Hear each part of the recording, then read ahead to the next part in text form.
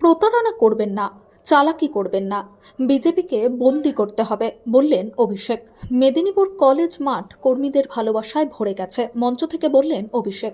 আমি আপনাদের আবেগকে সম্মান করি। আমি আজ চিরকৃতজ্ঞ, কারণ যারা সিপিএম নেতা সুশান্ত ঘোষের নেতৃত্বাধীন হারমাত বাহিনীর হাত থেকে মেদিনীপুরকে বাঁচিয়েছিলেন, তারাই আজ আমাদের দলের কর্মী। এই বিধানসভায় মেদিনীপুরে 15 থেকে 0 করতে হবে। যে কজন হারমাদ এখনও বেঁচে আছে তাদেরও ঝেঁটিয়ে বিদায় করতে হবে। একই সাথে আমি ব্রিটিশদের বিরুদ্ধে এখানে যারা প্রাণ দিয়েছেন তাদের প্রতি কৃতজ্ঞতা জানাই।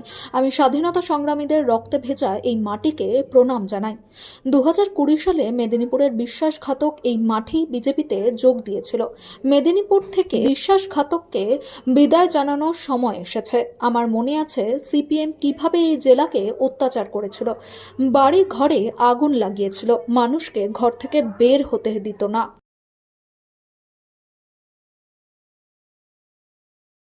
লাঞ্ছনা, বঞ্চনা, নিপীড়ন, শোষণ মেদিনীপুরের মানুষ যেভাবে রুখে দাঁড়িয়েছে 2011, 16, 21, 26 যেন ব্যতিক্রম না হয়। আপনাদের অবদান অনস্বীকার্য। আমি স্যালুট জানাই এই জেলার মানুষ, স্যালুট। 19 এবার 15-0 করতে হবে তৃণমূলের পক্ষে। আমি যেখানে যাচ্ছি দেখছেন জল জ্যান্ত মানুষকে দেখিয়ে দিচ্ছে ডেট। আপনারা ফর্ম 6 ভরবেন, তৃণমূল কংগ্রেসের কর্মীরা আপনাদের পাশে দাঁড়িয়ে ফাইনাল লিস্টে আপনাদের নাম উঠবে।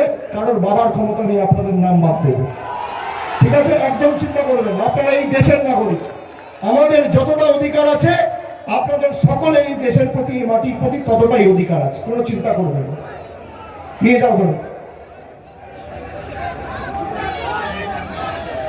16, 17, 18, 19 কি বললাম মনে আছে? ইয়ারও অফিসের বাইরে প্রথমত আমাদের কিসের কর্তা, কার্যকর্তা যদি যায় আচ্ছা করে একটু ডিজের বার্তা চালিয়ে দেবেন, কার্যকর্তাকে শুনিয়ে দেবেন, কিন্তু শান্তিপূর্ণ ভাবে একটু রবীন্দ্রসঙ্গীত চালাবে, একটু রবীন্দ্রসঙ্গীত চালাবে। যে বুথে দরকার হবে, যদি দেখেন কেউ আইন বহির্ভূত কাজ করছে, ছোট বড় বিজেপি নেতার বাড়ি ঘেরাও করবে, আমাকে ডাকবেন, আমি যাব, আমি আসবো আপনার পাশে দাঁড়াবো। বাংলার মানুষকে ভোটাধিকার কেড়ে নেওয়ার ষড়যন্ত্র বাংলার মানুষের। আগে জলের টাকা বন্ধ করতো, বাড়ির টাকা বন্ধ করতো, এখন ভোট দিতেও দেবে না।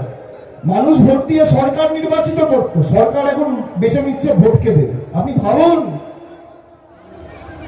আমাদের বিভিন্ন জায়গায় যেভাবে বিজেপি শাসিত রাজ্যগুলোতে একের পর এক বাংলার, আজকেও আমি খবর পেলাম, জানেন কাঁথির একটা ছেলেকে 10-12 জন পরিবার, তার মধ্যে কাঁথির একজন রয়েছে, দক্ষিণ 24 পরগনার একজন রয়েছে, তাদেরকে বাংলাদেশি বলে বাংলাদেশে পাঠিয়ে দিয়েছে। আমরা এদেরকে ছাড়বো? 70 বছর 80 বছর পরে বাঙালিকে লাইনে দাঁড়িয়ে ফর্ম ফিল আপ করে তাদের পরিচয় দিতে হবে, তোমাকে দিতে হবে বাঙালির পরিচয়। বাঙালির পরিচয় ভারতীয় হিসেবে প্রমাণ করতে হবে এই মাটিতে 70, 80 বছর, 100 বছর, 150 বছর থাকার পরে।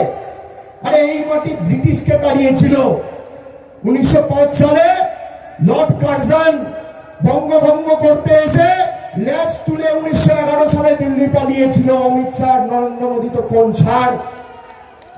যারা বঙ্গভঙ্গ করতে পারেনি তারা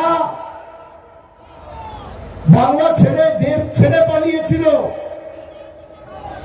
আর আমরা আর যাই হোক বর্ষতা স্বীকার করব না। প্রয়োজনে দেব মোরা এক নদী রক্ত, হোক না পথের বাধা প্রস্তুর শব্দ। অবিরাম লড়াইয়ের চির সংঘর্ষে একদিন সে পাহাড় তুলবেই, মানুষের সংগ্রাম চলবে। আমি আপনাদের সামনে দাঁড়িয়ে আজকে বাংলার মানুষকে আশ্বস্ত করে বলছি, কেউ চিন্তা করবেন না, আমরা আছি। কারণ ভোটাধিকার তালিকা থেকে কারোর নাম ভোটের তালিকা থেকে বাদ যাবে না। প্রায় 1 কোটি নাম বাদ গেছে, 80 লাখ নাম বাদ গেছে গুজরাটে। তাহলে রোহিঙ্গার বাংলাদেশি কোথায় থাকে? এই রোহিঙ্গা বাংলাদেশিকে কে ঢুকিয়েছে গুজরাটে, উত্তরপ্রদেশে? নরেন্দ্র মোদীর সরকার, বিজেপির সরকার। বিজেপি নেতাদের ক্ষমতা হবে প্রশ্নের উত্তর দেওয়া, ক্ষমতা হবে। আমরা তো লিস্ট জনসমক্ষে আনতে বলেছি, সে লিস্ট কোথায়, তার জবাব কে দেবে? আর যারা বুথে লড়াই করেন, আপনাদের লড়াই, আপনাদের সংগ্রাম, আপনাদের হার না মানার মানসিকতার কারণেই কিন্তু আজকে মামাটি মানুষের সরকার তৃতীয়বার প্রতিষ্ঠা হয়েছে। আমি আপনাদের বলবো, মানুষকে বোঝানোর দায়িত্ব তৃণমূলের নেতাদের নয়, তৃণমূলের কর্মীদের। কর্মীরা দলের সম্পদ। মমতা বন্দ্যোপাধ্যায় থাকতেই যে এনআরসি করতে বলেছিল, পেরেছে? ভারতবর্ষের স্বরাষ্ট্রমন্ত্রীর নাম যদি অমিত শাহ হয়, বাংলার স্বরাষ্ট্রমন্ত্রীর নাম মমতা বন্দ্যোপাধ্যায়। করতে পারবেন?